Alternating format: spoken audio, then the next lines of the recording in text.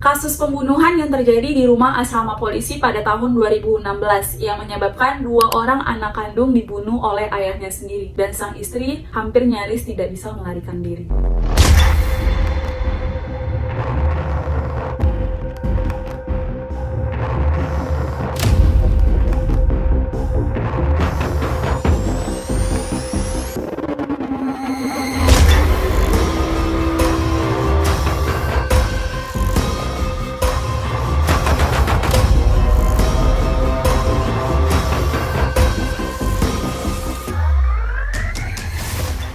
Hai, it's me Sujinara Avella. Welcome to my channel. Di sini aku bakal ngebahas kasus kriminal yang dialami oleh orang biasa yang berada di sekitar kita. Buat kalian yang menyukai kasus kriminal, jangan lupa klik tombol subscribe dan hidupin lonceng untuk dapetin notifikasi terbaru. Nah, kisah ini bermula dari seorang Bakus yang merupakan seorang polisi, tinggal di asrama polisi dan meminta tolong ke Dharma yang merupakan adik tingkatnya. Awalnya Bakus minta tolong ke Dharma buat dibeliin suatu barang. Dharma, bisa nolong beliin abang sesuatu nggak? Dharma ngejawab, beli apa bang? Bakus ngejawab, belikan parang sama celurit ke Dharma. Dharma nanya ke Bakus untuk apa parang sama celurit, dan Bakus ngejawab untuk nebang rumput dan pohon di samping halaman rumahnya. Tapi awalnya Dharma nolak perintahnya si Bakus. Gak bisa bang, nanti jam 2 aja ya aku belikan, soalnya ada mama datang dari Pontianak. Karena janjinya jam 2, jadi Bakus nelfon Dharma lagi dan nanyain udah dibeli apa belum parang sama celuritnya. Rupanya parang sama celuritnya belum dibeliin sama Dharma. Dan Dharma ngejawab, siap bang, aku belikan sekarang. Dharma langsung pergi ke toko jasa pertanian dan membeli 1 buah parang besar dan 1 buah parang kecil. Setelah membelinya, Dharma langsung nganterin parangnya ke rumahnya si Bakus. Tetapi sampai di rumah, Bakus ngomong kalau parang yang dibelinya si Dharma ini salah. Yang kecil ini salah, nah abang kan mintanya belikan celurit sama parang. Yang besar ini benar, tapi yang kecil ini salah, jadi pergi aja tukarin lagi. Yang kecil ini sama celurit. Terus titip rokok sempurna 1 ya. Sesuai perintah Bakus, Dharma pergi lagi untuk menukarkan parangnya. Balik lagi ke toko jasa pertanian, nukarin parang kecil sama celurit, dan pergi untuk beli rokok sempurna. Udah lengkap nih semua titipan Bakus, Dharma balik lagi ke rumahnya si Bakus buat nganterin titipannya. Dharma langsung masuk ke rumah, dan Bakus nanyain berapa semua harganya. Dharma ngejawab 150.000. Dan Bakus langsung ngasih uang untuk ngeganti uangnya Dharma. Sebelum Dharma keluar dari rumah Bakus nyuruh Dharma buat ngebantuin dia. Kalau nggak ada kerjaan, bantuin abang lah nebas rumput-rumput yang di samping rumah. Tapi Dharma ngejawab, saya piket bang. Karena piket, jadi Dharma langsung aja nih keluar. Dan sorenya Bakus langsung ngebersihin rumput-rumput yang ada di samping rumahnya. Keesokan harinya, Bakus berantem sama istrinya, yaitu Windri. Windri ini ngeliat di HP-nya Bakus ada SMS masuk dengan tulisan, pagi lagi ngapain? Yang namanya cowok ya, di situ tuh Bakus nggak ngaku ke Windri.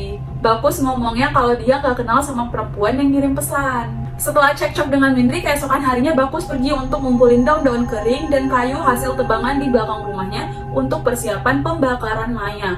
Nah, Bakus ini punya 2 orang anak, cewek dan cowok. Yang cowok ini namanya Fabian dan yang cewek namanya Amora. Tengah malam jam 12:05, Bakus ngajak Fabian dan Amora buat pergi ke rumah atasannya yang masih berada di kawasan asrama polisi. Tapi sesampainya di rumah atasannya ini, rupanya atasannya ini udah tidur. Jadi Bakus ini disuruh balik, kalau mau ketemu ya besok aja gitu. Nah, karena nggak bisa ketemu, akhirnya Bakus sama anak-anak ini balik lagi ke rumahnya. Waktu jalan balik ke rumah, Bakus ketemu sama Taufik yang lagi piket sarfung lantas di pos. Taufik nanya, ada apa Kus?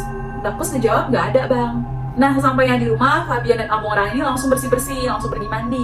Sedangkan si Bakus langsung ngambil parang yang ada di dinding rumahnya, terus diasahnya. Fabian sama Amora ini tahu kalau Bakus ini lagi ngasah parang sampai tajam. Setelah parangnya tajam, Bakus ini ngambil HVS dan nulis. Tulisannya itu berisi, terjadilah padaku menurut perkataanmu. Setelah nulis di HVS, Bakus ngelanjutin ngebantuin Fabian sama Amora untuk mandi. Setelah mandi, Fabian dan Amora ini dibawa ke ruang tamu sama Bakus dan dipakein baju. Udah bersih, udah wangi, Fabian sama Amora langsung dibawa ke kamar. Mereka langsung baring terus nonton TV. Bakus balik lagi ke dapur buat ngambil parang yang udah diasah tadi dan dibawanya ke kamar. Sampai di kamar, Bakus langsung nyuruh Fabian sama Amora untuk mengubah posisi tubuh mereka dengan posisi berbaring telungkup dan berdampingan. Posisinya itu Fabian baring di dekat jendela, sedangkan Amora di sebelah kirinya. Bakus jongkok dan langsung menebas atau membacok leher bagian belakang Fabian. Nah, Amora yang di sebelah Fabian ini ngeliat, tapi reaksi dari Amora ini cuma meringis, gak ada teriak sama sekali. Setelah selesai ngebacok Fabian, saatnya giliran Amora. Amora juga dibacok di leher bagian belakangnya. Setelah membacok dan membunuh anaknya, Bakus memotong-motong kaki dan tangan anak-anaknya terus dikumpulin jadi satu dan diletak di pojok kamar. Setelah selesai ngebacok anaknya, Bakus balik lagi ke dapur terus diasah lagi parangnya sampai tajam. Setelah parangnya tajam, Bakus pergi ke kamar istrinya, Windri. Bakus masuk kamar terus megang parang, tapi posisi parangnya ini bukan gini nih. Posisi parangnya tuh ngadepin ke bawah, ngadep ke lantai. Windri nanya ke Bakus, kenapa pak? Bakus minta maaf ke Windri, maafin papa ya ma. Windri nanya, kau mau bunuh aku? Dengan mantap Bakus ngejawab iya. Di situ Windri berusaha untuk mengulur waktu. Windri ngomong, tunggu loh, aku mau lihat anak-anak dulu. Bakus ngejawab, anak-anak udah nggak ada.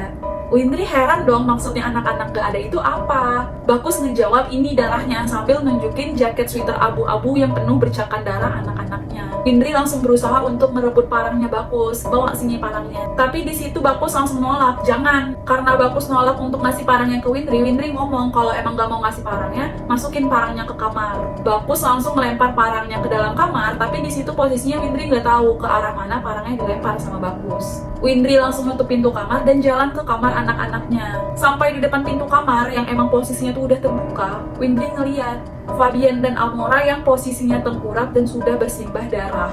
Windri langsung berbalik arah dan di situ posisinya Bakus pas berdiri di depannya Windri. Windri langsung meluk Bakus dan nanya, kau sadar gak sih pak? Bakus ngejawab, sadar dek. Terus Windri nanya ke Bakus, kok mereka nggak ada teriak, kok mereka nggak ada nangis, kok mereka nggak ada manggil aku pak? Di situ Bakus ngejawab mereka pasrah, soalnya Fabian yang minta untuk dibunuh. Windri di situ heran, emang siapa yang nyuruh?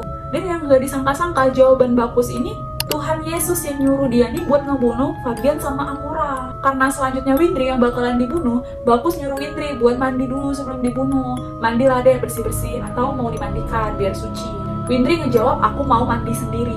Di situ posisi Windri itu pasrah, nyandarin ke dinding terus mikir, habis ini aku mandi. Sambil pasrah, Windri ngeliat dispenser terus ngomong ke Bakus, aku mau minum boleh nggak? Bakus ngejawab boleh. Windri nanya lagi, aku ngambil sendiri atau diambilin? Bagus ngejawab, aku aja yang ngambilin. Posisi dispensernya itu ada di dalam kamar Fabian sama Amora. Jadi Bagus pergi masuk ke kamar anak-anaknya. Nah, karena ada kesempatan kabur, Windri langsung kabur pergi ke pintu utama dan langsung buka slot pintu sambil teriak, tolong, tolong, tolong Bang Kadi, tolong aku bang. Karena ngedenger teriakan Windri yang minta tolong, Bagus langsung teriak kesal gitu, gitu. Eva sama Bang Kadi ini langsung buka gorden dan ngintip. Eva langsung buka pintunya. Di situ posisinya Windri langsung lari dan masuk ke rumahnya Eva. Windri langsung ngejelasin keadaannya ke Bang Kadi. Windri ngomong gini, tolong aku bang, anak aku dibunuh. Nah, Kadi langsung keluar rumah dan langsung pergi nemuin Bakus, tapi ditemani sama Sofian. Bakus langsung diamankan dan Windri ditemani sama Eva di ruang tamu. Rupanya sebelum Fabian dibunuh, Fabian ada ngomong ke Windri, Mak, kalau kita dibunuh nanti kita dikubur kayak kakek kan, Mak? Windri ngejawab pertanyaan Fabian itu dengan cuma ngomong, hus, nggak boleh ngomong gitu.